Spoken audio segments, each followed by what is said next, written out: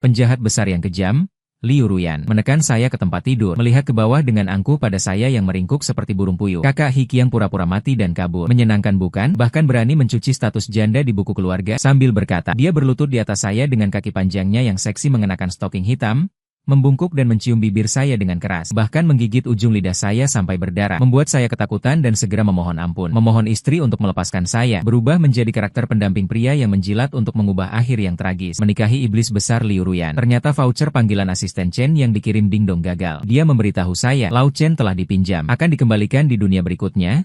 Rusak terjebak dalam permainan kapitalis. Hati saya langsung mendidih dengan amarah dan makian gila. Kemudian mengambil kesempatan saat pesta ulang tahun, wajah saya ditampar kue oleh Liu Ruyan. Setelah diejek sebagai anjing penjilat yang cocok dengan kue sebagai pasangan sempurna, langsung berpura-pura mati sesuai alur cerita dan kabur. Di sebuah kota kecil tepi pantai yang tak ada yang mengenal, membuka toko buku kecil, berencana bermalas-malasan sampai akhir cerita. Tapi 3 tahun kemudian, Liu Ruyan yang seharusnya sedang bertarung hidup mati dengan pemeran utama pria dan wanita, menendang pintu toko bukuku dengan sepasang pengawal berpakaian hitam. Pintu kayu itu ditendang hingga terbuka. Engselnya patah satu dan seluruh panel pintu menghantam dinding, disertai suara benturan keras. Dinding berjatuhan dengan cepat. Debu juga membangunkanku dan kucing kesayanganku Ju Mau Mau Wu yang sedang tidur nyenyak di pangkuanku.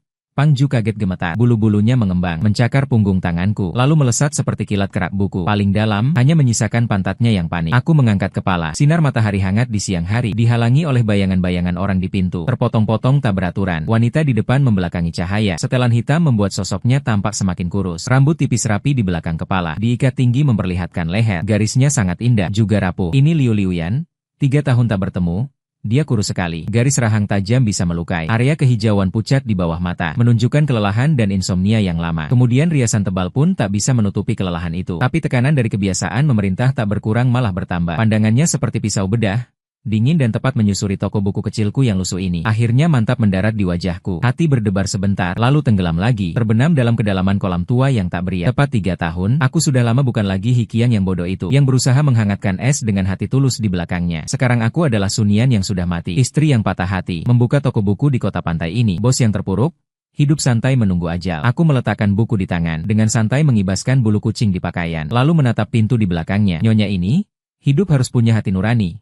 Pintu kayu mewah 3.800. Sekarang masih memindai kode Liu Ruyan. Seperti tidak mendengar, dia menginjak sepatu hak tinggi yang runcing. Tapi langkah demi langkah masuk. Papan kayu berderit setiap diinjak. Setiap langkah seolah mengukur jarak antara aku dan dia. Masa lalu yang sudah lama terkubur itu. Beberapa pengawal berpakaian hitam di belakangnya. Tersebar dengan terlatih. 2 orang menjaga satu-satunya pintu masuk. Sisanya dengan diam-diam menguasai semua pintu keluar toko buku. Sikap mereka tidak seperti mencari seseorang. Lebih mirip menangkap rambut yang sangat jahat. Liu Ruyan berada 2 langkah di depanku. Berdiri jauh, memandangku dari atas ke bawah, bayangannya menyelimuti seluruh tubuhku. Aroma kayu dingin yang familiar menyusup ke hidung, dicampur dengan sedikit aroma tembakau asing. Aku ingat dulu dia tidak pernah merokok. Hikiang. Akhirnya dia membuka mulut. Suaranya lebih dingin dari 3 tahun lalu, dengan suara serak karena terlalu banyak bicara. Bermain pura-pura mati menyenangkannya. Punggungku bersandar ke belakang, malas mengangkat kelopak mata, menyunggingkan sudut bibir. Nona, _text. Mungkin Anda benar-benar salah orang. Nama saya Sunian KTP. Mau saya tunjukkan? Oh, iya. Saya juga punya buku keluarga. Di atasnya tertulis jelas. Tertulis telah meninggal. Liu Ruyan mengulanginya. Seperti mendengar lelucon yang sangat lucu. Dia tertawa terbahak-bahak. Dalam tawanya terdengar seperti pecahan es. Siapa yang bilang saya mati? Dia mengeluarkan dompet kulit tipis dari saku dalam jasnya, mengambil sebuah foto yang tidak jelas, dan melemparkannya dengan tidak terlalu keras di atas meja saya. Foto itu agak lama, sudutnya sedikit menguning. Di atasnya adalah saya yang berusia 18 tahun mengenakan kemeja putih bersih, tertawa dengan wajah berseri-seri, juga dengan wajah yang bodoh. Itu adalah hadiah pertama yang kuberikan padanya tahun itu. Foto yang Zhang Xia sendiri diam-diam cuci. Di balik foto itu ada beberapa kata yang kutulis dengan segenap keberanian seumur hidupku. Berharap menjadi perahu yang menyeberangkanmu melewati lautan penderitaan bulan suci. Sekarang ketika kuingat, sangat kekanak-kanakan dan murni. Aku sendiri ingin muntah. Jari Liu Ruyan menunjuk pada pemuda cerah dalam foto itu. Lalu perlahan mengangkat ujung kertas yang dingin, langsung menuju pipiku. Hikiang, dia mengucapkan kata demi kata. Suaranya direndahkan, dengan jejak yang tak terkatakan. Wajahmu ini bahkan jika dibakar menjadi abu, aku akan tetap mengenalinya. Kukibaskan tangannya, berdiri sejajar dengannya. Salah orang. Aku ulangi lagi. Nada suara bertambah sedikit kesal. Nona, kalau kamu datang untuk cari gara-gara, aku terpaksa harus panggil polisi. Liu Ruyan mendengarnya bukannya marah malah tersenyum. Pandangannya menyapu rak buku yang sudah berdebu dimakan waktu. Lalu melirik tanaman hijau di sudut yang meski dirawat dengan serampangan, tetap saja meregang malas-malasan. Akhirnya kembali ke wajahku. Sindiran di matanya hampir meluap. membuat cahaya di toko buku yang memang tak terlalu terang. Tambah beberapa lapis kelam dan pengap. Apa kamu lupa siapa di seluruh kota selatan yang berani terima orderanku? Tentu saja aku tak lupa. Pengaruh keluarga Liu di kota selatan. Berjalin-jalin, merasuk ke segala aspek. Aku cuma tak ingin lagi ada urusan dengannya. Berdebat dengannya, sama seperti berbicara dengan tembok tembaga. Sia-sia belaka, dan akan menghabiskan sisa tenaga yang kumiliki. Aku menarik napas dalam-dalam, menekan pencapaian yang bergolak di hatiku. Membayar pintu, lalu kuminta kamu pergi dari tokoku. Tapi Liu Ruyan tidak bermain sesuai aturan. Dia tiba-tiba mendekat, mengulurkan tangan, dan menggenggam pergelangan tanganku. Tangannya sangat dingin, seperti keluar dari gudang es. Tapi Zijie membawa kekuatan yang mengejutkan, mengangkat dadaku yang sepi seperti belenggu tak kasat mata. Seketika menarikku dari identitas Sun Yan kembali ke masa lalu Hikiang. Aroma kayu dingin yang familiar darinya mendekat, bercampur bau tembakau asing menerpa. Di mata yang dulu hanya memuat perhitungan tajam itu, kali ini bergolak suatu kedalaman gelap yang tak jelas. Aku benar-benar tidak mengerti, dan juga tidak mau mendalami Hikiang. Aku sudah mencarimu selama 3 tahun. Kamu pikir kamu masih bisa pergi kemana 3 tahun lagi? Jantungku tiba-tiba mengencang, seperti diremas erat-erat oleh tangan seseorang. Alur cerita di buku tidak seperti ini. Setelah aku mati, dia Liu Ruyan seharusnya segera terjun dalam kesedihan bersama pria dan wanita utama. Dengan segala kelicinan dan kebenciannya, langkah demi langkah menuju pengkhianatan semua orang. Akhirnya mati tragis di bawah aura protagonis. Ini adalah takdir yang sudah ditentukan untuknya. Dan juga prolog yang kuanyam sendiri untuk melepaskan diri dari takdir penjilat. Mengapa dia mencariku?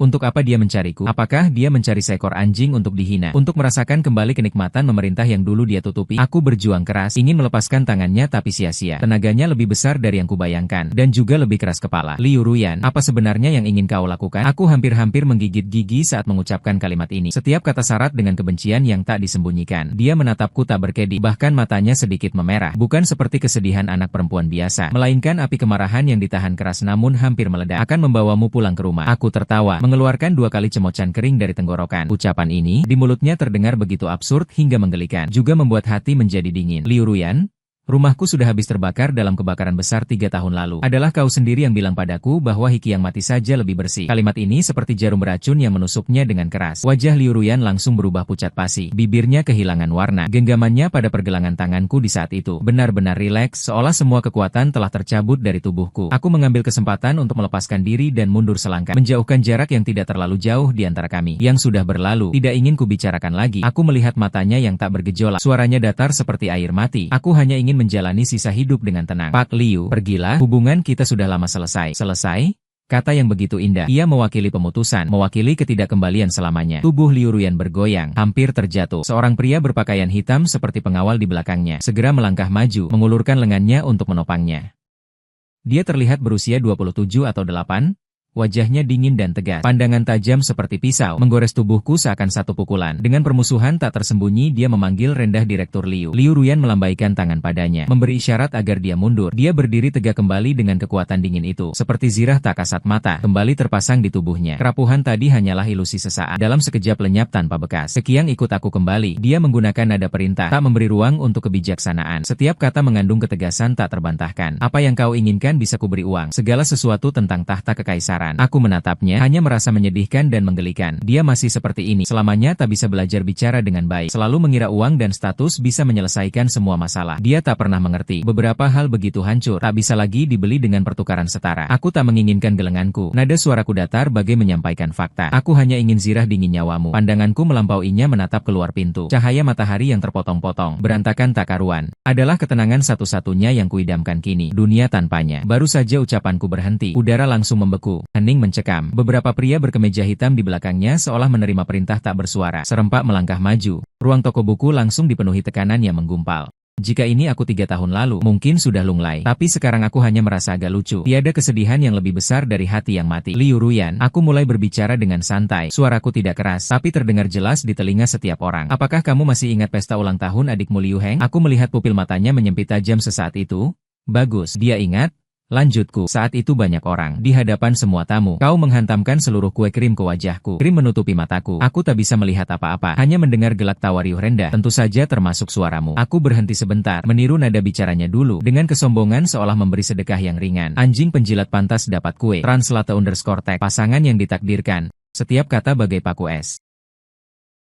Aku bisa melihat jelas bibir Liu Ruyan gemetar tak bisa mengucap sepatah kata pun. Pria yang selalu membelainya. Baru kemudian aku tahu. Lin Chen yang tak tahan lagi, suaranya seperti es yang pecah. Tuan He saat itu memang punya barang. Diam! Teriakan keras Liu Ruyan, suaranya gemetar, memotong ucapan Lin Chen. Dia menatapku mati-matian, lapisan es di matanya retak sedikit demi sedikit, memperlihatkan sesuatu yang bergolak di baliknya. Bukan?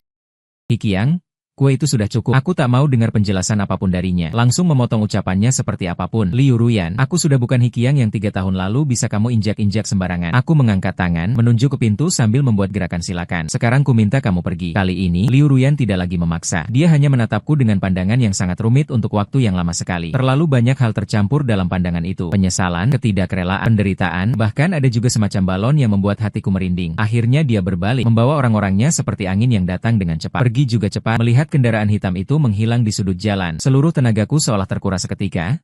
Kedua kakiku lemas, dan aku jatuh terduduk berat di kursi. Kupikir ini sudah berakhir. Tidak menyangka ini baru permulaan. Keesokan harinya, toko kosong yang berseberangan dengan toko buku saya, yang telah lama kosong, tiba-tiba dipasangi papan nama dalam semalam. Dengan latar putih dan tulisan hitam yang sangat mencolok. Kantor persiapan cabang selatan grup Liu. Sungguh gebrakan yang besar. Yang tidak tahu mungkin mengira ini adegan drama cinta yang penuh dendam dan pengejaran. Sayangnya aku hanya ingin dia terbakar. Tidak ingin dia mengejar. Hari ketiga, sebuah Maybach berhenti di depan tokoku.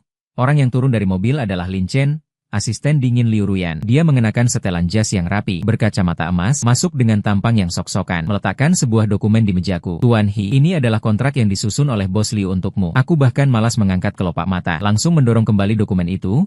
Tidak mau menandatanganinya. Sepertinya sudah lama mengantisipasi reaksiku. Matanya menatapku tanpa sedikit pun gelombang emosi. Kata Pak Liu, Anda mau tanda tangan juga harus tanda tangan. Tidak mau tanda tangan juga harus tanda tangan. Anda sedang mengancamku hanya dengan menyatakan fakta. Lin Chen mendorong kacamatanya, dengan santai melemparkan bom besar. Hak milik toko buku ini, serta apartemen yang Anda sewa sekarang, kemarin sudah seluruhnya dialihkan atas nama Pak Liu. Jika Anda menolak, Pak Liu tidak keberatan membuat Anda merasakan bagaimana rasanya terlantar di jalanan. Aku tertawa sinis melihat sikapnya yang merasa paling benar ini. Masih formula yang sama, masih aroma arogan yang sama. Inilah Liu Ruyan, selalu begitu otoriter, selalu merasa bisa menyelesaikan segalanya dengan uang dan kekuasaan. Aku mengambil kontrak itu tanpa melihatnya. Di hadapan Lin Chen, dengan perlahan-lahan semalaman merobeknya menjadi berkeping-keping. Lalu tangan diangkat, serpihan kertas beterbangan, semuanya jatuh di wajah dan bahunya. Kembalilah dan beritahu Liu Ruyan. Aku melihat wajahnya yang tiba-tiba menjadi muram, dengan kata demi kata yang tegas. Bahkan jika dia menyuruhku mengemis di jalan, Hikiang juga tidak akan lagi menatapnya sekalipun. Akhirnya,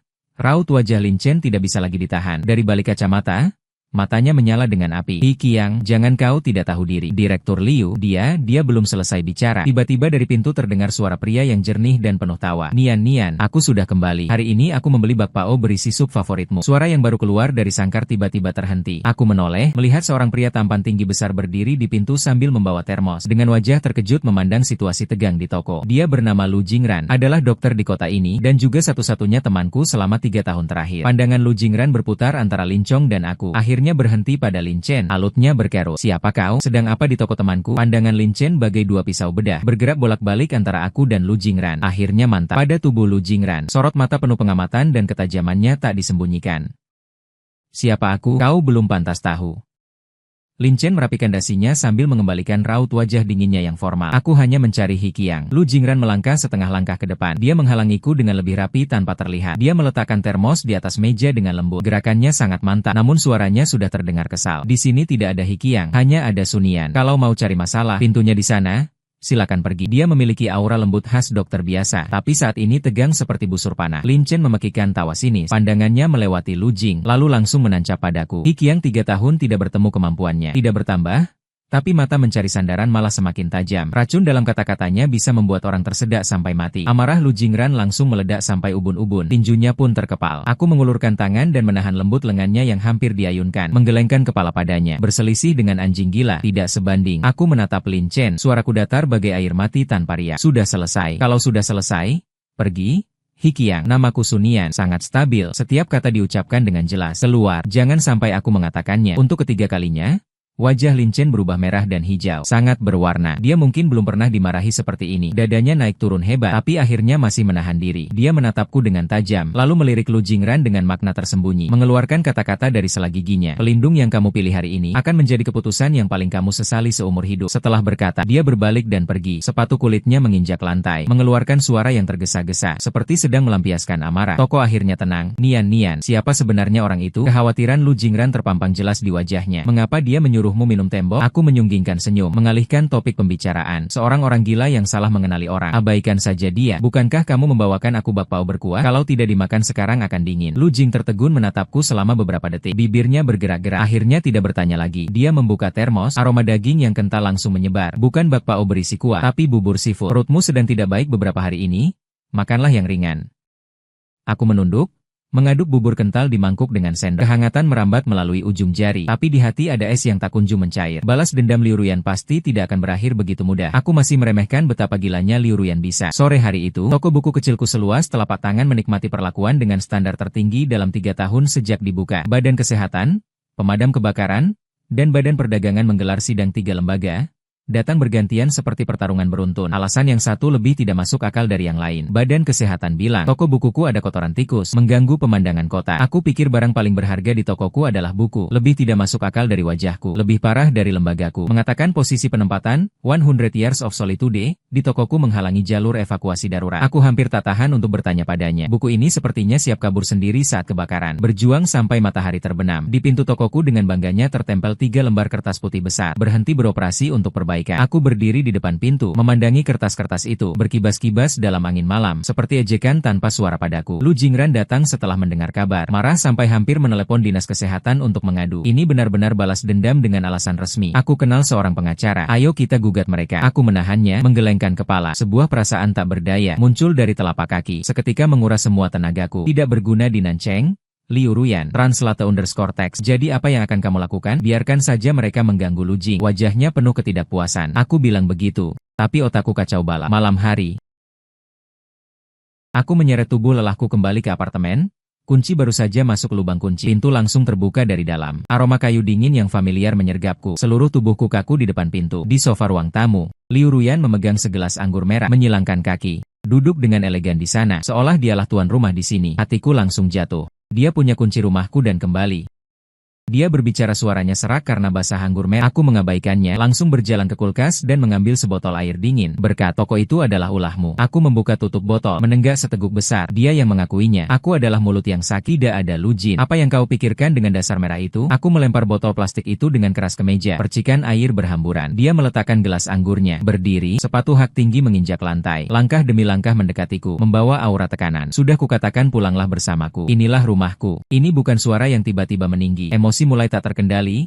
Di sini semuanya bukan apa-apa. Rumah berada di Villa Puncak Awan. Di lemari pakaianmu masih ada barang-barang musim baru yang kubelikan untukmu. Di ruang kerjamu masih tersimpan sketsa desain yang belum selesai kau gantung di dinding. Segala milikmu ada di sana, bukan di tempat kumuh ini. Aku terkejut oleh teriakannya. Apakah ini Liu Ruyan yang selalu angkuh itu? Matanya memerah, seperti binatang buas yang terdesak. Tiba-tiba aku tertawa. Liu Ruyan, kamu ingatkah? Kutatapnya sambil mengingatkannya kata demi kata tentang villa itu. Kamar pernikahan kita yang jarang kau kunjungi sebulan sekali. Hanya ada pembantu dan perabotan dingin seisi rumah. Pakaian itu kau suruh Ling Chen beli dan lempar padamu dengan label masih utuh. Seperti memberi sedekah pada pengemis. Rancangan itu, hadiah ulang tahun yang kukerjakan 3 malam suntuk untukmu. Dihadapkan di depan semua eksekutif olehmu. Bersama kopi yang tumpah ke lantai. Lalu dibuang ke tempat sampah. Setiap kata yang kuucapkan, wajahnya semakin pucat. Sampai akhirnya, dia sudah goyah. Aku mendekatinya dengan suara yang hanya bisa didengar berdua. Bertanya pelan pada Liu Ruyan. Sampah yang kau buang dengan tanganmu sendiri. Kenapa kau pikir aku masih mau memungutnya kembali? Kulihat wajahnya yang tiba-tiba memutih. Di hatiku tak ada sedikit pun rasa puas balas dendam, hanya kehampaan yang mati sunyi. Dia berteriak histeris, bukan seperti ini. Sebenarnya aku tak ingin mendengarnya lagi. Lepaskan aku. Lepaskan juga Liu Ruyan dan dirimu sendiri. Kata-kataku bagai pukulan terakhir yang benar-benar menghancurkan Liu Ruyan. Dia terhuyung mundur selangkah, terbentur di sandaran sofa, tanpa mengeluarkan suara apapun. Yin Shuang selalu berada di atas, di balik tatapan dinginnya. Ini mengalir air mata jernih. 1 tetes 2 tetes dengan cepat mengaburkan pandangannya. Dia hanya berdiri di sana, menangis tanpa suara. Pundaknya bergetar halus, seperti anak yang dibuang oleh seluruh dunia. Dia berusaha keras menahan, namun dari kedalaman jiwanya tak kuasa menahan kesedihan. Seolah semua kepura-puraan runtuh seketika. Hatiku seperti diremas tangan, tak terasa tiba-tiba sakit hingga sesak napas. Pikiranku sesaat kosong. Semua kemarahan, kelelahan, terbilas bersih oleh pemandangan tak terduga di depan mata ini. Liu Ruyan yang selalu mengatasi semua makhluk itu menangis. Daya pukulnya jauh lebih kuat daripada semua kekerasan yang dilakukannya sebelumnya. Insting tubuh hampir lebih cepat daripada akal sehat. Secara tidak sadar aku melangkah maju, mengulurkan tangan, ingin menyentuhnya, menghiburnya, tapi jari-jariku hanya menyentuh udara. Aku menghentikan diri dengan paksa. Tidak bisa.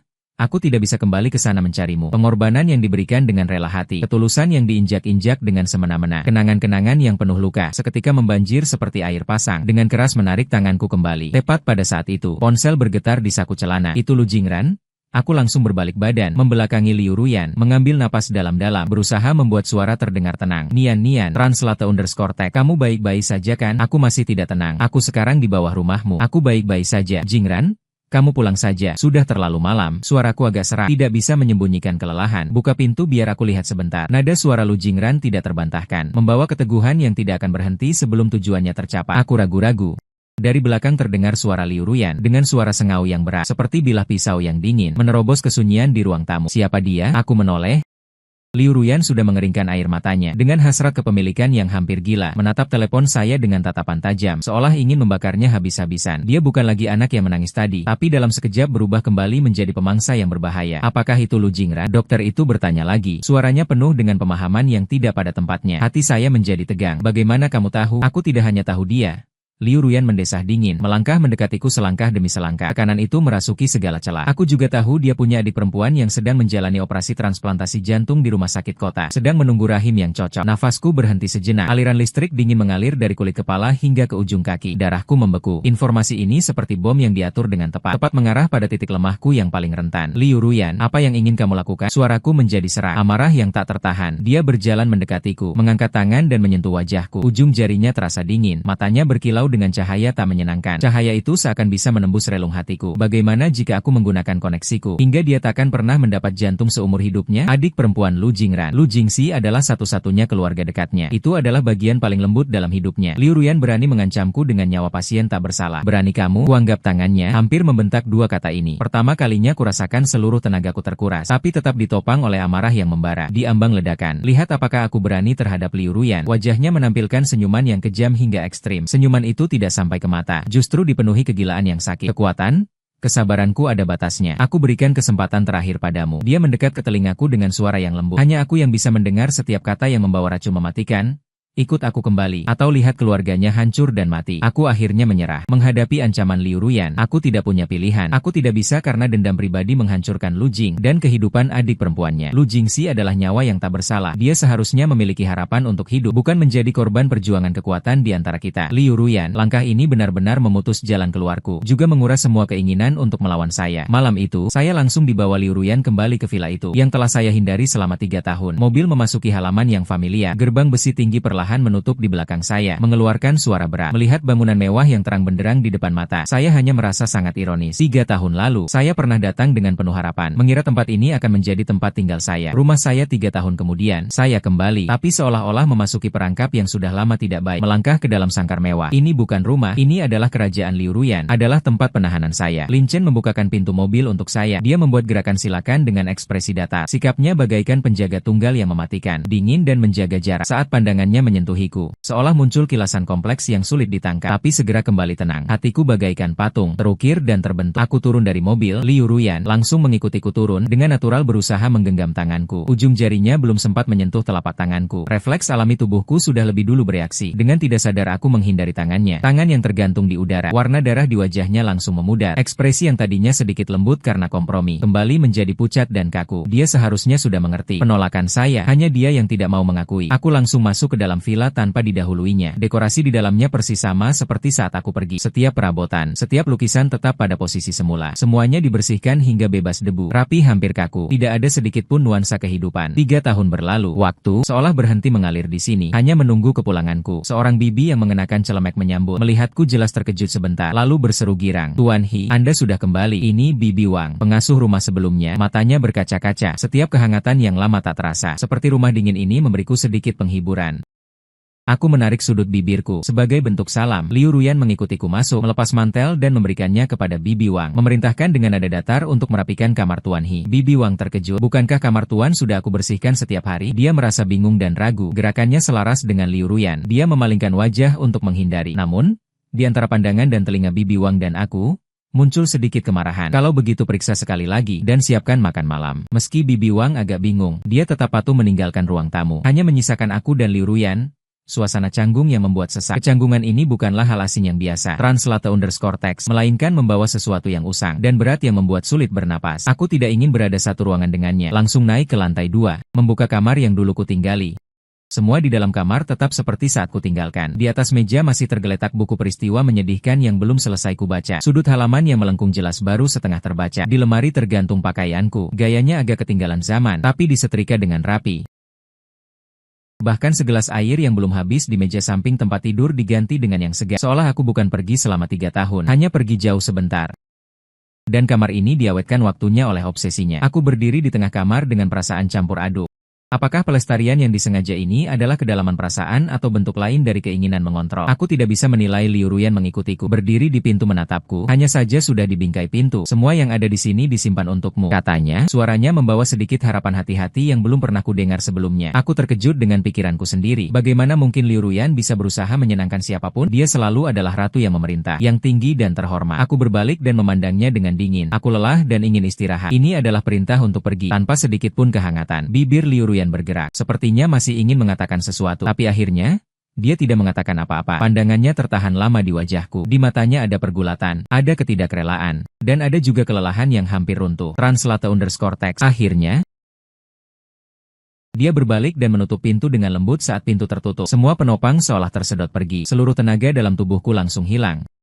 Aku terjatuh duduk di atas kasur-kasur yang lembut tidak memberiku sedikit pun penghiburan. Sebaliknya membuatku semakin sadar. Aku terjebak. Apa yang harus dilakukan selanjutnya? Apakah benar-benar harus terperangkap di sini olehnya seumur hidup? Tidak mungkin tidak. Ketika aku bangun keesokan harinya, di villa sunyi senyap Liu Ruyan, seharusnya sudah pergi sejak pagi. Di atas meja makan panjang terpajang sarapan yang beraneka ragam. Sungguh lengkap, semua ada. Keahlian Bibi Wang masih begitu baik. Tapi semua hidangan lezat di atas meja ini di mataku sama saja dengan makanan biasa. Aku tidak punya nafsu makan. Berbalik dan ingin naik ke lantai atas. Tuan He, Bibi Wang membawa nampan. Berkeliaran di sekitarku cukup lama. Tanpa seperti ingin mengatakan sesuatu. Anda kali ini kembali tidak akan pergi lagi, kan? Pandangannya menatapku, membawa harapan yang sangat hati-hati. Tenggorokanku bergerak, tidak tahu bagaimana menjawab. Pergi? Dengan apa aku pergi? Bibi Wang melihatku diam, menghela napas sendiri, merendahkan suara. Tuan, selama Anda tidak ada tahun ini Tuan Liu. Dia seperti berubah, semakin sedikit bicara. Sepanjang hari berkutat di perusahaan bahkan tidak pulang ke rumah. Suatu kali perut berlubang, Teng Yun di kantor. Asisten Lilin menemukannya setengah hari kemudian dan mengirimnya ke rumah sakit. Dokter-dokter semuanya mengatakan dia terus mengoceh tentang kamar yang dulu dia tinggali. Dia tidak membiarkan siapapun lari. Hal pertama setiap malam pulang adalah berdiri sebentar di kamar Anda. Kadang-kadang berdiri sampai tengah malam. Setiap kata yang dikatakan Wang seperti batu kecil, jatuh ke dalam hatiku yang bagai air mati. Tidak menimbulkan riak tapi tenggelam berat ke bawah. Liu Ruyan yang kejam dan tak berperasaan akan menyia-nyiakan kesehatannya untukku. Bagaimana mungkin? Ini hanya trik barunya. Menyuruh Bibi Wang memainkan sandiwara penderitaan agar aku menjadi lemah hati. Kutarik sudut bibirku, menampilkan senyum palsu yang biasa. Mengerti? Bibi Wang, aku sudah kenyang. Setelah berkata begitu aku pergi tanpa menengok. Diberikan ke lantai atas. Sore hari telepon Lu Jingran datang. Suaranya berubah karena panik. Nian, kamu di mana? Mereka membawamu kemana? Aku baik-baik saja. Jingran, aku berjalan ke dekat jendela, memandangi para pengawal berjas hitam di halaman, menekan suara serendah mungkin. Dengarkan aku, jangan cari aku, apalagi laporkan ke polisi. Kamu tidak bisa melawannya, tapi aku tidak bisa membiarkanmu. Ini hutangku padamu. Aku memotongnya. Rawat baik-baik adikmu. Jantungnya Liu Ruyan akan menyelesaikannya. Ini yang kudapatkan dengan mengorbankan hidupku. Di ujung telepon adalah keheningan panjang yang mematikan. Kemudian terdengar suara Lu Jingran yang tertahan dan terdengar seperti menangis. Nian, maaf, jangan bilang maaf. Hidungku terasa asam. Dengan susah payah menahan perasaan itu. Ini pilihan sendiri. Menutup telepon. Aku melihat tembok tinggi di luar jendela. Para pengawal yang sedang berpatroli. Di sini adalah sangkar yang dibuat khusus untukku. Tak mungkin terbang keluar. Malam hari Liu Ruyan pulang. Dia berbau alkohol. Saat berjalan, badannya goyah sebentar. Tepat waktu ditopang oleh Lin Chen. Dia menyibakkan Lin Chen dan berjalan sendiri ke ruang tamu. Melihatku di sofa, langkahnya terhenti. Di matanya muncul secercah cahaya. Kamu menungguku? Suaranya tak bisa menyembunyikan kegembiraan. Ada yang ingin kutanyakan. Aku menuangkan air dingin ke atasnya. Cahaya di matanya padam seketika. Berkata, kapan sumber jantung Lu Jingxi bisa diatur? Wajah Liu Ruyan benar-benar menjadi dingin. Dia melangkah beberapa langkah ke hadapanku. Membungkuk dan menopang di kedua sandaran sofa. Membungkus seluruh tubuhku dalam bayangannya. Menggumamkan namanya. Hampir menggigit gigi saat menyebut namaku. Hari pertama kamu kembali hanya untuk menanyakan pria lain. Dia adalah teman-teman. Dia tertawa dingin. Mendekat lebih dekat. Anggur merah dan aroma dingin unik di tubuhnya bercampur. Merayap masuk ke rongga hidungmu. Aku tidak peduli siapa dia. Ingat identitasmu. Aku tidak ingin mendengar nama orang lain lagi dari mulutmu, baik pria maupun wanita. Aku memalingkan kepala menghindari tatapannya yang membakar. Baiklah, Suaraku datar. Aku akan menjadi burung kenari yang baik, tidak akan memberimu masalah. Punggung Liu Ruyan langsung tegang. Buku-buku jari yang menopang di sandaran sofa tertekan hingga memutih. Akhirnya dia tidak berkata apa-apa, berdiri tegak dan menatapku dalam-dalam. Ada terlalu banyak hal yang bergolak di matanya, tapi aku malas menginjaknya. Menyeret langkah lelahku naik ke lantai atas. Melihat punggungnya, hatiku terasa hampa. Tidak ada sedikit pun rasa puas balas dendam. Di hari-hari berikutnya, aku dan Liu Ruyan terjerumus dalam kedamaian yang aneh. Dia sepertinya benar-benar ingin menebus sesuatu. Di meja makan dia akan kaku memberiku makanan. Gerakannya konyol. Di atas meja tiba-tiba muncul beberapa buku. Paling mencolok adalah sampul penulis yang pernah dia sebutkan sebelumnya masih baru. Bahkan bungkus plastiknya belum dibuka. Dia bahkan mulai menolak jamuan, pulang tepat waktu setiap hari. Tapi semakin dia seperti ini, semakin aku merasa tercekik. 3 tahun lalu, hal yang kuminta dengan berlutut darinya, sekarang dia sodorkan di hadapanku. Hanya membuatku merasa jijik. Seminggu kemudian, ketenangan yang mati suri ini terpecahkan. Malam itu, Liu Ruyan sedang mengurus dokumen di ruang baca. Aku duduk di ruang tamu menonton TV. Lin Chen berjalan tergesa-gesa dari luar, langsung menuju ruang baca. Bahkan pintu pun tidak diketuk langsung masuk. Suaranya tidak stabil, namun menyiratkan keseriusan yang tidak biasa. Translate_. Ternyata, 3 tahun yang lalu, kebakaran yang dihadapi Tuan He bukanlah kecelakaan. Suara bising dari televisi tiba-tiba menjauh. Jantungku berdebar kencang. Kebakaran yang menghanguskan semua harapanku bukanlah kecelakaan. Pintu ruang baca tidak tertutup rapat, masih tersisa celah. Suara Lin Chen sangat rendah, tapi setiap katanya bagai jarum baja yang membeku, menusuk gendang telingaku dengan tepuk. Ruang tamu. Di televisi sedang diputar acara yang ramai, tawa dan tepuk tangan. Namun saat ini terasa jauh bagaikan dunia lain. Tanganku yang memegang gelas berhenti di udara. Kebakaran itu telah menghanguskan semua harapan separuh hidupku. Dan membuatku bisa bertahan hidup dengan susah payah. Ternyata disengaja. Ruang baca sunyi seperti kuburan. Seperti dikeluarkan dari tanah beku. Jelaskan dengan jelas. Kami menemukan seorang pemadam kebakaran yang disuap saat itu. Dia mengaku memberikan kesaksian palsu. Suara Lin Chen masih tenang, namun memancarkan kekhawatiran yang akan datang. Ada residu bahan bakar di lokasi kebakaran. Itu adalah pembakaran. Aku menempel di celah pintu, melihat Liu Ruyan perlahan-lahan mengangkat kepalanya. Di tangannya memegang sebuah pulpen. Terdengar bunyi, dipatahkannya menjadi 2 bagian. Tinta menyembur, mengotori punggung tangannya yang pucat. Sebuah noda kecil, namun satu kata itu lebih berat dari 1000 koin emas. Pandangan Lin Chen tanpa sadar melayang ke arah celah pintu ini. Hatiku berdebar. Ji Boda dari keluarga Ji. Begitu nama Ji Boda disebutkan, aku hampir saja celaka. Pria utama dalam buku ini. Pria dengan aura protagonis yang lebih kuat daripada nyawaku. Menurut alur cerita aslinya, setelah aku mati, Liu Ruyan diinjak-injak olehnya dengan aura protagonis sampai tak tersisa sedikit pun. Tapi mengapa sekarang dia mendahului menyerang orang kecil sepertiku? Apa urusannya dengan selir pria Liu Ruyan sepertiku yang tak berguna selain wajah yang tampan? Suara keras terdengar dari ruang belajar. Adalah Liu Ruyan yang menendang hingga mejanya yang mahal itu terjungkal. Komputer, tempat pulpen berantakan jatuh ke lantai Ji Boda. Dia menggigit gigi sambil menyebut nama itu. Matanya membara dengan api yang membahayakan, seolah ingin mengunyah 2 kata ini bersama orang itu dan menelannya. Aku akan membunuhnya. Dia mengambil kunci mobil dan langsung berlari keluar. Lin Chen dengan cepat memeluk pinggangnya. Bos Liu, Anda tenang dulu. Sekarang belum ada bukti langsung. Jangan sampai membuat mereka curiga. Tenang apa sih? Liu Ruyan benar-benar kehilangan kendali. Seperti macan betina yang terprovokasi. Kekuatan perjuangannya luar biasa besar. Dia berani menyentuh orangku? Aku akan ambil nyawanya. Orangku? Aku bergantung di bingkai pintu.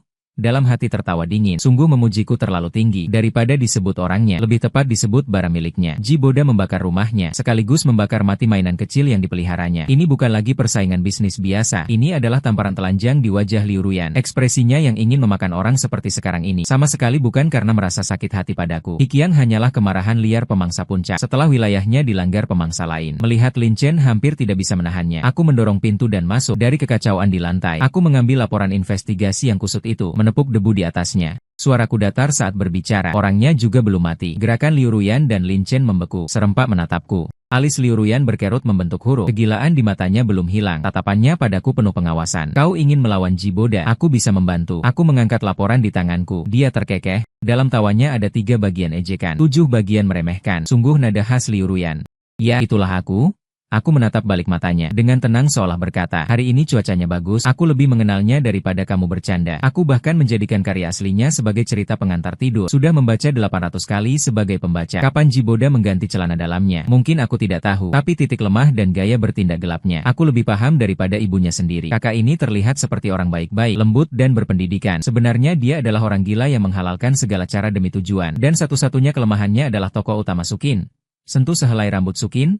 Ji Boda bisa membalikan langit untukmu. Liu Ruyan menatapku dengan tajam, seperti sedang menilai ulang sebuah barang yang dia kira sudah sangat dikenalnya. Setelah beberapa lama, dia melepaskan kepalan tangannya yang erat. Baik, dia memerah satu kata dari sela-sela giginya. Aku memberimu satu kesempatan. Dia mundur selangkah, kembali duduk di kursi bos satu-satunya yang selamat dan menyalakan sebatang rokok. Menghirup dalam-dalam asap yang dihembuskannya, mengaburkan wajahnya. Lin Chen, apa yang dia inginkan? Kamu berikan apa? Aku tidak melihat lagi. Dia berbalik dan kembali ke kamar, menutup pintu. Aku mulai mengingat dengan gila detail kebakaran 3 tahun yang lalu. Alur cerita sudah melenceng ke pegunungan Himalaya, tapi kelemahan inti karakter tidak akan berubah. Mengapa Jiboda ingin membunuhku? Malam itu adalah pesta ulang tahun sepupu Liu Ruyan, Liu Hong. Aku dipermalukan Liu Ruyan di depan umum. Dia sendiri menekan kue ke wajahku. Aku lari dari pesta, bingung dan linglung, kembali ke rumah yang disebut-sebut itu. Lalu ada api yang datang terlalu kebetulan dan sebagainya. Di pesta ulang tahun, Jiboda juga hadir. Sepertinya saat aku pergi ke kamar mandi membersihkan krim, aku berpapasan dengannya bersandar di bayangan koridor. Tangannya memegang segelas sampanye.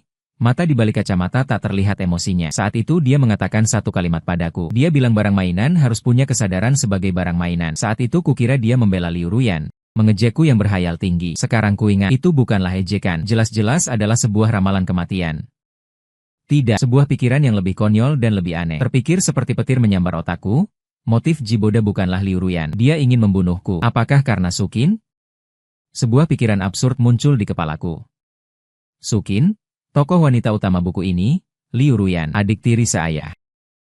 Seorang bunga teratai putih yang bermandikan aura santa. Kemampuan kerjanya nol besar. Dalam novel aslinya, dia mencintai saya sebagai kakak ipar dengan sangat dalam. Cinta yang rendah hati membuat kanker hatiku hampir kambuh. Dan saya sebagai Liu Ruyan, anjing penjilat paling setia di sisinya, tentu saja menghindarinya sejauh mungkin. Sekarang ketika dipikir-pikir, Jiboda, protagonis asli ini, mungkin cemburu. Tengki cemburu yang jadi siluman salah paham. Apakah saya dan Sukin memiliki hubungan yang tidak jelas? Marah sekali lalu mengirim saya ke alam baka.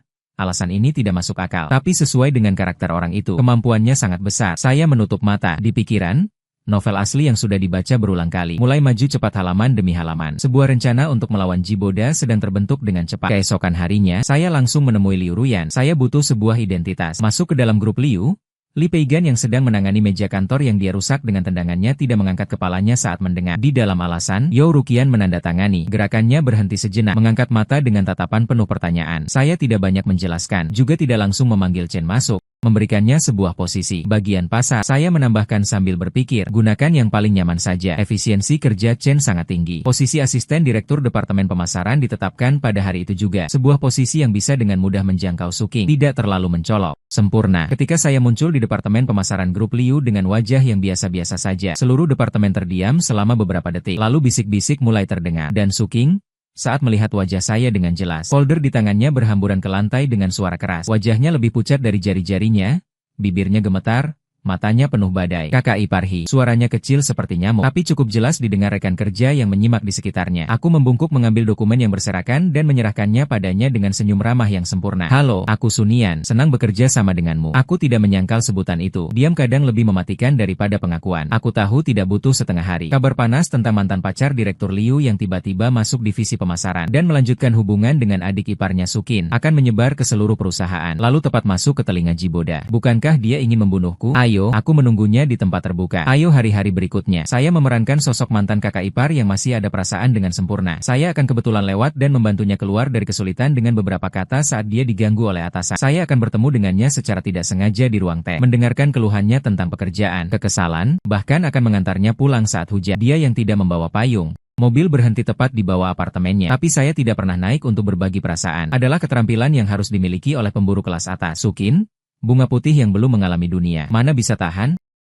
Serangan ini dari awalnya waspada dan menolak hingga kemudian bergantung dan tenang. Pertahanannya saya hancurkan langkah demi langkah. Dan semua ini direkam dengan jelas oleh detektif swasta yang saya sewa menggunakan lensa telepon pada saat suasana paling ambigu mencapai puncaknya.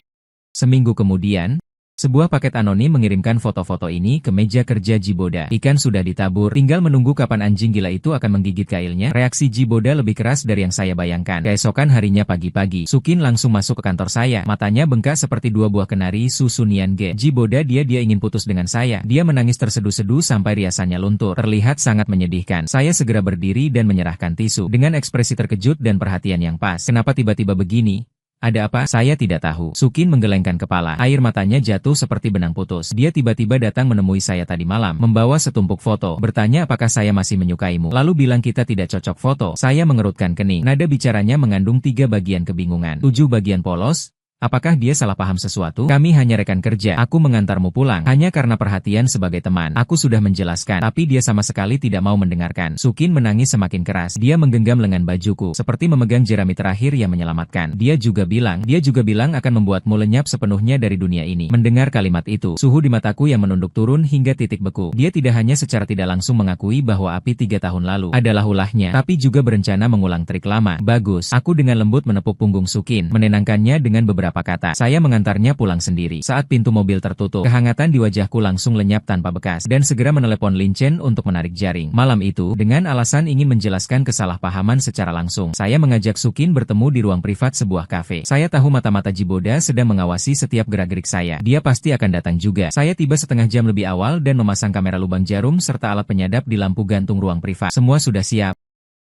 Tinggal menunggu angin bertiup. Ketika Sukin tiba, matanya masih bengkak dan merah. Wajahnya terlihat lesu. "Kak Sunian, kamu mencari saya?" Tanpa menunggunya selesai bicara, saya langsung mendorong sebuah flash disk hitam ke hadapannya. Wajahnya menunjukkan kesedihan dan pergulatan yang dipalsukan. "Ada satu hal, aku telah membohongimu. 3 tahun lalu, kematianku bukanlah kecelakaan. Api itu sengaja dinyalakan oleh Jiboda." Wajah Sukin langsung pucat pasi. Dia langsung berdiri dengan kasar. "Tidak mungkin, Boda, dia bukan orang seperti itu. Kau mengada-ada. Ini buktinya." Aku menunjuk ke flash disk itu dengan suara serak. Di dalamnya ada rekaman banknya menyuap petugas pemadam kebakaran, dan rekaman CCTV-nya membeli bahan bakar di pasar gelap. Tentu saja semuanya palsu. Aku menyuruh hacker terhebat di bawah pimpinan Lin Chen untuk memalsukannya hingga sulit dibedakan dengan yang asli. Asli atau palsu tidak penting. Yang penting itu bisa memancing anjing gila di luar pintu yang sudah kehilangan akal sehat itu. Tangan Sukin gemetar menjangkau flash drive itu, tepat saat ujung jarinya hampir menyentuhnya. Braak!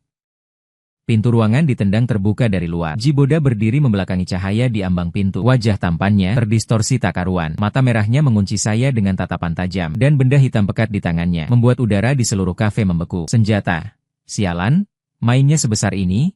Kekiang. Dia menggigit gigi, mengucapkan kata demi kata. Suaranya seolah keluar dari neraka. "Kau cari mati. Jiboda akan datang tepat waktu." Saya benar-benar tak menyangka ini bukan lagi sekadar balas dendam biasa. Ini mengunci diri sendiri di jalan menuju kematian. Teriakan Sukin menusuk keheningan kafe. Dia berguling-guling bersembunyi di belakang saya. Seluruh tubuhnya gemetar seperti daun di angin musim gugur. "Boda, kau gila. Letakkan benda itu." "Cinta pergi." Mata Jiboda merah menakutkan, mengunci urat hijau di pelipisku yang berdenyut-denyut. "Hari ini pria ini harus mati." Aku melihatnya bahkan tersenyum sedikit. "Jiboda, akhirnya kamu mengaku. Api 3 tahun lalu, kamu yang menyalakannya. Jadi apa?" Dia benar-benar gila. Melangkah maju. "Sudah lama aku memperingatkanmu untuk menjauh dari Liu Ruyan. Kamu tidak mau mendengarkan. Sekarang malah mengganggu cinta. Kekiang, kamu benar-benar hantu yang tak hilang." Kata-katanya seperti pukulan palu tumpul di kepalaku. Aku langsung terdiam. Jauh dari Liu Ruyan, dia ingin membunuh. Bukan karena aku menipunya, tapi karena Liu Ruyan adalah protagonis pria dalam buku ini. Bukankah dia mencintai Suking sampai mati? "Apa maksudmu?" Aku mengerutkan kening. "Apa maksudnya?" Jiboda tertawa histeris. Tawa itu penuh kecemburuan dan ketakutan. "Kamu pikir aku tidak tahu Liu Ruyan? Di hati wanita itu selalu ada kamu. Meskipun kamu anjing penjilat yang tidak berguna, dia tetap menganggapmu berharga. Dia menganggapku berharga." Aku hampir tertawa karena marah. "Jiboda, otakmu terjepit pintu." Dia melempar kue padaku di depan ratusan orang. Mempermalukanku seperti anjing. Itu juga disebut dianggap berharga. Itu semua hanya pura-pura. Jiboda berteriak. Suaranya sampai serak. Dia sengaja melakukannya untuk memperlihatkannya padaku. Dia tahu aku menyukainya. Karena itu dia menggunakan cara seperti itu untuk memprovokasi. Ingin membuatku mundur karena tahu kesulitannya. Aku benar-benar bingung. Jiboda menyukai Liu Ruyan. Aku sudah bersusah payah menyusun drama ini begitu lama. Ternyata menemukan naskahnya sudah salah dari awal. Tepat dalam konfrontasi yang konyol ini. Di luar ruang box, suara sirene yang tajam semakin dekat. Lin Chen membawa orang-orangnya mendobrak pintu masuk. "Jangan bergerak." Lubang senjata polisi yang hitam pekat mengarah ke Jiboda. Wajahnya berubah drastis. Sampai di saat dia tahu dirinya sudah di ujung jalan, dia langsung menarik Sukin di sampingnya. Lubang senjata yang dingin menekan keras pelipisnya. "Jangan ada yang mendekat lagi. Aku akan menembaknya mati." Sukin gemetar ketakutan hingga lemas. Menangis memohon padanya. "Boda, jangan lakukan hal bodoh." "Diam." Jiboda menghampirinya yang lemas. Wajahnya menangis dengan penuh kebencian. "Sukin, aku benar-benar buta. Sampai menyukaimu. Kamu dan ibumu yang hina itu sama-sama hanya membuat masalah bagiku." Dia berani menghinaku di depan umum. Ternyata Sukin, dia tidak pernah mencintai Sukin. Hanya memanfaatkan polisi tidak berani bertindak gegabah. Situasi langsung mandek. Jiboda membawa Sukin mundur selangkah demi selangkah. Translate_text. Berusaha mencari rute pelarian. Emosinya sudah berada di ambang kehancuran. Jari-jarinya sudah berada di pelat. Di ujung tanduk, dari sudut mata kulihat tirai jendela di belakangnya bergerak sedikit. Sebuah bayangan hitam meluncur keluar dari balik tirai tanpa suara. Seperti seekor harimau hitam yang mengincar mangsanya. Liu Ruyan. Di tangannya memegang pipa baja yang dilepas dari kursi. Di wajahnya yang selalu dingin itu, saat ini tidak ada sedikit pun ekspresi, namun sorot matanya dingin bagai aliran dingin Siberia. Pada saat Jiboda menoleh untuk mengamati rute pelarian, Liu Ruyan bergerak. Kedua tangannya mengangkat pipa baja tinggi-tinggi dengan sekuat tenaga. Menghantam lengan Jiboda yang memegang pistol dengan keras. Suara patah tulang, keras jelas dan membuat gigi bergemeretak. Pistol di tangan jatuh ke tanah dengan suara berdentang. Polisi berkerumun mendekat, menekannya dengan kuat sampai tak bisa bergerak. Semuanya telah berakhir. Sukin lemas di kedua kakinya dan terjatuh, duduk di tanah sambil menangis terseduh-seduh. Tapi pandanganku melampaui kekacauan ini, langsung tertuju pada Liu Ruyan. Dia melemparkan pipa besi, berjalan cepat ke arahku, memegang lenganku, dengan cemas memeriksa dari atas ke bawah. Kamu tidak apa-apa, tidak terluka? Tangannya gemetar tak terkendali, bahkan suaranya terdengar tidak stabil. Wajah yang biasanya penuh kekuatan dan kedinginan itu kini hilang sama sekali. Hanya tersisa ketakutan yang belum hilang. Aku baik-baik saja. Aku menggelengkan kepala. Perasaan campur aduk di dalam hati. Tadi itu cepat dan tepat, sangat bersih dan lancar, tanpa sedikit pun keraguan. Wanita ini sebenarnya masih menyembunyikan berapa banyak lagi nyawa yang tidak ku ketahui. Polisi membawa pergi Jiboda dan Sukin yang masih menangis terseduh-seduh di kafe. Hanya tersisa aku, Liu Ruyan, dan Lin Chen. Tuan Liu, tadi terlalu berisiko. Lin Chen mengerutkan kening. Nada suaranya tak bisa menyembunyikan ketakutan dan celaan. Aku tidak. Liu Ruyan berbalik menatapku, pandangannya serius seperti belum pernah sebelumnya. Aku tidak bisa membiarkannya melukai Hikiang lagi. Sehelai rambut pun tidak boleh. Jantungku seolah dipukul dengan keras oleh kepalan tangan. Lin Chen menghela napas, tidak berkata lagi, berbalik untuk menangani. Kemudian Liu Ruyan menarikku duduk di sofa. Tangannya masih memegang lenganku. Genggamannya sangat kuat, seolah takut aku akan menghilang detik berikutnya. Hikiang, maaf. Dia membuka mulut, suaranya agak serak. Maaf untuk apa? 3 tahun lalu, saat pesta ulang tahun Liu Heng, dia seperti telah mengambil tekad besar. Menghela napas dalam-dalam. Kue itu buat dengan tanganku sendiri. Seluruh tubuhku kaku. Dia menatapku, matanya perlahan memerah. Itu dibuat untukmu. Hari itu juga ulang tahunmu. Ulang tahunku. Aku baru teringat bahwa ulang tahunku memang sama dengan adiknya Liu Heng. Hanya saja aku sudah hidup lebih dari 20 tahun. Tapi tak ada yang pernah peduli. Bahkan aku sendiri hampir lupa akan diriku. Awalnya ingin menunggu pesta selesai, memberikannya padamu secara pribadi. Di mata Liu Ruyan terpancar kebencian yang mendalam. Tapi Jiboda datang dan memberitahuku, melihatmu dan Sukin berpelukan di taman. Dia bilang, kamu sudah lama berubah hati. Tinggal di sisiku hanya demi uang keluarga Liu. Saat itu aku hampir gila marah. Suaranya mulai gemetar. Lalu aku melihatmu keluar dari kamar mandi. Wajahmu masih tersenyum. Kupikir kau senang karena pertemuan rahasia dengan Sukin. Aku tak bisa mengendalikannya. Dia menggenggam tanganku semakin erat. Maaf, aku telah mengacaukan segalanya. Aku tidak benar-benar bermaksud menghinamu. Aku mendengarkan penjelasannya. Pikiranku kacau balau. Mimpi buruk yang telah menyiksaku selama 3 tahun penuh. Jerami terakhir yang membuatku jatuh. Pada akhirnya ternyata adalah kebencian yang sepenuhnya. Kepalaku berdengung dan terbakar. Terkejut dan merasa tidak masuk akal. Akhirnya masih ada sedikit harapan yang bahkan aku sendiri enggan mengakuinya. Ternyata dia ingat ulang tahunku. Ternyata kata-kata, anjing penjilat cocok dengan kue. Awalnya hanya untuk menghinaku. Tetapi dia terbakar oleh kecemburuan dan kemarahan yang ekstrim. Sembarangan berbicara. Aku dengan cepat menarik kembali tanganku dan berdiri. Gerakanku begitu kasar sampai menjatuhkan. Bahkan bayangan di samping pun sudah lewat. Aku tidak ingin mendengar lagi. Juga tidak mau bertanya lagi. Ternyata dia sendiri pusing karena kecemburuan. Kerusakan telah terjadi. 3 tahun telah menghapus sisa perasaan terakhirku padanya. Di antara kami ada sebuah kesalahpahaman, dan juga jurang yang tak bisa diseberangi. Liu Ruyan menatapku. Matahari yang tiba-tiba tegak berdiri. Cahaya yang baru saja menyala di matanya perlahan-lahan padam. Hikiang, beri aku kesempatan lagi. Boleh tidak? Dia juga berdiri. Dengan hati-hati memelukku dari belakang. Kita mulai lagi. Tubuhnya sangat kurus, melalui bahan pakaian yang tipis. Aku bisa merasakan dengan jelas tulang-tulangnya. Suaranya membawa kerapuhan yang belum pernah kudengar sebelumnya. Hampir memohon, hatiku terguncang keras sekali. Tapi Lizzie malah berteriak-teriak gila. Tidak bisa bersama orang seperti Liu Ruyan. Terlalu melelahkan. Aku hanya ingin menjalani hidupku sendiri. Aku membuka satu persatu jari-jarinya yang terkunci di pinggangku. Berbalik, menatapnya dengan tenang. Liu Ruyan, terima kasih. Kamu telah menyelamatkanku hari ini. Sekarang masalah Jiboda sudah terselesaikan. Aku juga harus pergi. Wajah Liu Ruyan tiba-tiba kehilangan warna. Kamu mau pergi kemana? Kembali ke bukuku. Mengganggu hidupku sendiri tidak boleh. Dia melontarkan kata-kata dengan nada perintah yang biasa. Aku tidak setuju. Apakah persetujuanmu penting? Aku menatapnya kata demi kata. Premismu mengancamku dengan Lu Jingxi adalah Jiboda. Sekarang premis itu hilang. Aku tentu tidak punya alasan untuk tinggal. Kamu pikir pergi? Lu Jingxi akan benar-benar aman? Liu Ruyan tiba-tiba tersenyum, namun senyum itu lebih dingin dari es. Aku mengerutkan kening. Boda memang sudah jatuh, tapi di dunia ini masih banyak orang nekat yang ingin mencari uang. Dia melangkah mendekat, kembali menjadi Liu Song yang kejam dan tak berperasaan. Asalkan aku mau, aku bisa punya 100 cara untuk membuatnya tidak kembali dari meja operasi. Jangan paksa aku. Hatiku pun terjatuh begitu saja. Jurang tanpa dasar, dia tetap seperti dulu. Begitu kelembutan dan kelemahan tak lagi berpengaruh. Dia akan segera menunjukkan taringnya. Dengan cara yang paling menyakitkan. Dengan ancaman paling langsung untuk memaksaku menyerah. Hubungan kami seperti lingkaran setan yang terkunci. Kuncinya ada di tangannya. Dan aku bahkan tak punya tenaga untuk melawan. Liu Ruyan.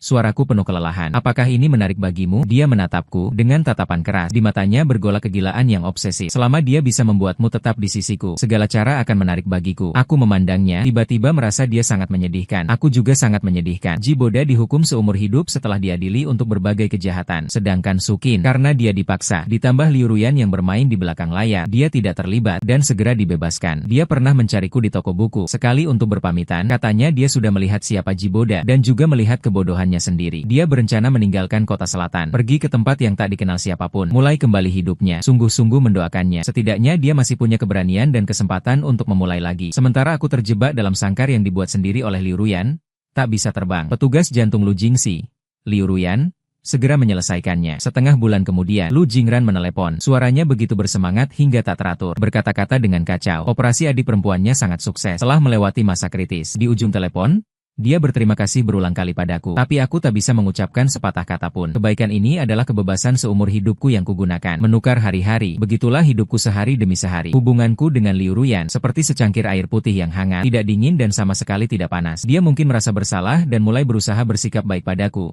Berusaha dengan kikuk untuk memerankan istri yang lembut. Misalnya, memasak sendiri. Hasilnya dihidangkan ayam coke yang hitam seperti arang, beraroma penuh obat tradisional Tiongkok, dan seekor ikan kukus yang mati dengan mata terbuka menatapku tajam. Misalnya, menceritakan lelucon. Isinya adalah lelucon jelek yang dia salin dari novel CEO kelas 3. Dinginnya bisa membuat manusia salju langsung di ruang tamu. Dia seperti aktor yang baru naik panggung. Aktingnya canggung dan lucu. Dia sedang berlatih dengan hati-hati dengan caranya sendiri dalam sebuah monolog yang disebut cinta. Tapi aku tetap tidak bisa terlibat. Aku seperti penonton di bawah panggung. Penonton yang mati rasa. Penonton yang dingin, diam-diam menyaksikan semua pertunjukannya. Hati tanpa gelombang. Sampai suatu hari, aku tidak sengaja menemukan laci yang terkunci di ruang kerjanya. Entah mengapa, di bagian terdalam sebuah tempat pena, aku merasakan sebuah kunci kecil yang dingin. Laci terbuka. Di dalamnya tidak ada dokumen rahasia. Tidak ada barang berharga. Hanya sebuah buku harian tebal. Dan foto itu yang dia letakkan di atas meja. Foto diriku yang berusia 18 tahun. Aku membuka buku harian itu. Di halaman pertama adalah tulisan tangan Liu Ruyan yang dingin dan jelas. Satu baris kata. Kedua adalah tanggal 1 September tahun tertentu. Cerah. Hari ini aku melihat seberkas sinar. Entry pertama buku hariannya, mencatat adegan pertemuan pertama kami. Adegan yang sudah lama kulupakan itu. Baru sekarang aku tahu, ternyata dia sudah mengenalku. Lebih awal dari yang kukira. Sebelum aku masuk ke dalam buku ini, sebelum menjadi Hikiang, dia sudah mengenal Hikiang yang asli. Berusia 19 tahun, di dalam buku hariannya adalah semua rahasianya. Perasaan cinta diam yang tak pernah terlihat matahari. Perasaan hati yang tak bisa diungkapkan dengan kata-kata. Dia menulis bagaimana dia seperti seberkas cahaya membelah dunia kelamnya yang tak diragukan lagi. Dia menulis bagaimana dia menggunakan cara paling hina dengan memanfaatkan kekuasaan keluarga, memaksanya menikahi dia. Dia menulis bagaimana dia takut dia mengetahui kebenaran, membenci dan menyesali dirinya, sehingga hanya bisa menyamarkan diri dengan sikap dingin dan kejam, seperti landak yang mengangkat semua durinya. Dia menulis aku takut dia tahu aku mencintainya, lebih takut lagi dia tahu aku mencintainya, sampai sejauh mana aku lebih memilih dia membenci, daripada dia mengasihaniku.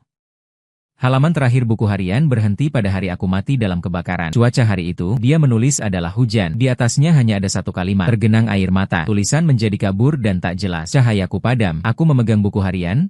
Seluruh lenganku gemetar hebat. Darah bergemuruh di telinga. Dunia yang sangat kuyakini itu runtuh sedikit demi sedikit. Ternyata aku bukan Chuan Shu. Aku adalah Hikiang yang terbakar dalam kobaran api itu. Bukan nyawaku, melainkan sebagian ingatanku. Aku menganggap alur cerita novel yang kubaca dari tempat lain sebagai hidupku sendiri. Para lelaki penjilat, pemeran pendukung pria, dan penjahat kejam yang kukira itu hanyalah hayalan liar akibat ingatanku yang kacau. Dan aku sendiri mendorong wanita yang sangat mencintaiku ke dalam jurang yang lebih dalam. Pintu ruang belajar terbanting keras. Liu Ruyan berdiri di ambang pintu. Pandangannya tertuju pada buku harian di tanganku. Warna darah di wajahnya dengan cepat menghilang sepenuhnya, pucat seperti kertas. Yang?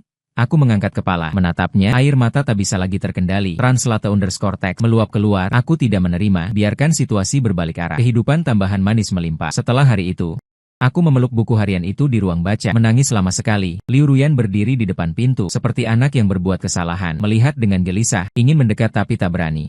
Akhirnya aku yang mendekat dan menariknya ke dalam pelukan. Bodoh. Aku berkata dengan suara serak, menulis sebanyak ini. Mengapa tidak memberikannya padaku?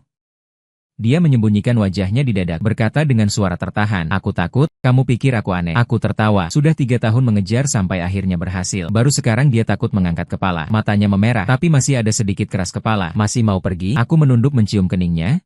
"Tidak pergi lagi. Tapi ada syarat. Kejar aku sekali lagi." Kulihat dia berkata serius, kali ini dengan sungguh-sungguh. Liu Ruyan terdiam sebentar, lalu tersenyum. Itu pertama kalinya kulihat dia tersenyum begitu bahagia. Alis matanya melengkung seperti gadis kecil yang akhirnya mendapat permen. "Baik," katanya, "aku ingin menjadi pasanganmu seumur hidup."